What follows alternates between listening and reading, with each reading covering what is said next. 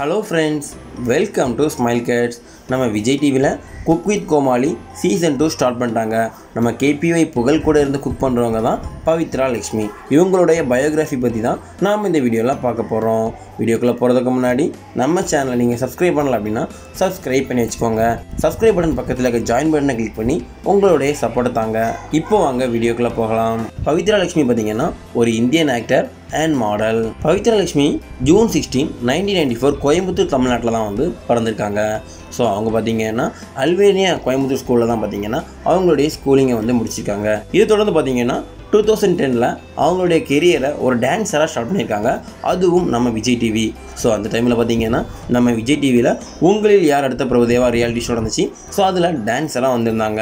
அது மட்டும் இல்லாமல் நம்ம கலைஞர் டிவியில் ஒளிபரப்பான மாநாட மேலாட சீசன் 10 பார்த்தீங்கன்னா கலந்துக்கிட்டு 3rd பிளேஸ் வின்னராக வந்து வந்திருந்தாங்க.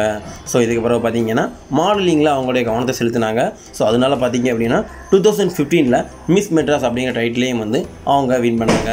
இதை தொடர்ந்து பார்த்தீங்கன்னா குயின் ஆஃப் மெட்ராஸ் அப்படிங்கிற டைட்டில் 2017 வின் பண்ணியிருந்தாங்க. இதுக்கு பிறகு பவித்ராவுக்கு பார்த்தீங்கன்னா நிறையவே ஷார்ட் ஃபிலிம்ஸ், அது மட்டும் இல்லாமல் ஆடில் நடிக்க சான்ஸ் கிடச்சிது.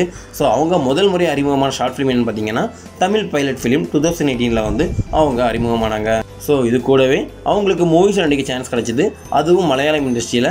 ஸோ உல்லாசம் அப்படிங்கிற மலையாள மூவியில் பார்த்தீங்கன்னா அவங்க நடித்து முடிச்சிருக்காங்க. ஸோ இது தொடர்ந்து பார்த்தீங்கன்னா குக் வித் கோமாளி சீசன் 2 ஒரு கண்டஸ்டண்ட்டாக கலந்துருக்காங்க. இவங்க பக்கத்தில் இருக்க கோமாளி யாருன்னு பார்த்தீங்கன்னா நம்ம கேபிஒய் புகழ். ஸோ இவங்க ஒரு மாடல்னாலே கேபிஒய் புகழுக்கு பார்த்தீங்கன்னா இவங்க நல்லா பிடிச்சிருக்குது. அது மட்டும் இல்லாமல் இவங்க 2 பேரும் ஏதாவது பேசிகிட்டு இருந்தாங்க அப்படின்னா நம்ம விஜய் டிவி தரப்புலேருந்து பார்த்தீங்கன்னா ஒரு லவ் சாங்கை ஓட விட்டுருவாங்க. ஸோ இவங்கள எந்தளவுக்கு உங்களுக்கு பிடிச்சிருக்குதோ அதை வந்து நம்மளுடைய கமெண்ட் செக்ஷனில் பதிவிடுங்க. இது போல் வேறு யாராவது பயோகிராஃபி தெரியணும் அப்படின்னா மறக்காம நம்ம சேனலில் பதிவிடுங்க. தேங்க்யூ.